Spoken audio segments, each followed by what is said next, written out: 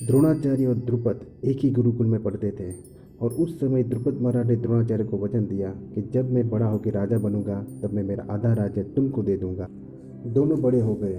द्रोणाचार्य की शादी कृपि के साथ हो गई जो कृपाचार्य की बहन थी। द्रुपद महाराज को राज्य मिल गया। द्रोणाचार्य को लड़का हुआ जिसका नाम अश्वत्थामा था और उसको पीने के लिए दूध नहीं था। तो कृपि ने द्रोणाचार्य को कहा कि हमें आधा राज्य मिलने वाला है पर हमें आधा राज्य नहीं चाहिए। आप जाके गाय ले आइए जिससे अश्वत्थामा को हम दूध पिला सके। पत्नी कृपि की बात सुनकर द्रोणाचार्य राजा द्रुपद के पास गए पर द्रुपद राजा ने उनका अपमान कर दिया और बोले कि मैं एक सम्राट हूँ और तुम एक भिखारी ब्राह्मण, हम दोनों के बीच कोई रिश्ता नहीं हो सकता। ये बात सुनकर द्रोणाचार्य को बहुत बुरा लगा और वापस चले गए। और आगे जाके द्रोणाचार्य ने पांडवों और कौरव दोनों को शस्त्रबाण विद्या सिखाई और गुरु दक्षिणा में राजा द्रुपद को पकड़ के लाने का आदेश दिया। सबसे पहले 100 कौरव गए कर्ण की छत्र छाया में और हार के आए। उसके बाद पांडव गए भीम की छत्र छाया में और जीत के आए। द्रुपद महाराज को पकड़ के ले आए और बांध के द्रोणाचार्य के चरणों में फेंक दिया और द्रोणाचार्य बोले, दोस्ती बराबर के बीच हो सकती है। अब मैं एक सम्राट हूँ और तुम एक बंदी हो, मेरे दास हो, पर मैं एक ब्राह्मण हूँ इसलिए मैं ऐसा नहीं करूँगा और तुमको तुम्हारा आधा राज्य वापस दे दूंगा।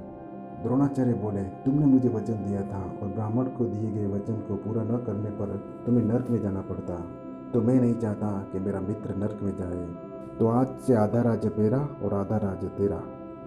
और द्रुपद महाराज बहुत गुस्से में वहाँ से चले गए और बदला लेने का सोचा और वरदान में एक ऐसा पुत्र प्राप्त हो जो द्रोणाचार्य का वध कर सके, इसलिए उन्होंने एक यज्ञ करवाया और उसमें से धृष्टद्युम्न प्रकट हुआ।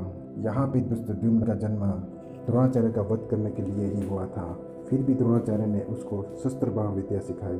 ऐसा कहा जाता है कि धृष्टद्युम्न बहुत ही शक्तिशाली था और बहुत ही बुद्धिमान था और वो 18 दिन तक पांडवों का सेनापति रहा था। जब द्रौपदी की शादी अर्जुन के साथ हुई, ये समाचार धृतराष्ट्र के पास आए तो उन्होंने अपना आधा राज्य पांडवों को वापस दे दिया।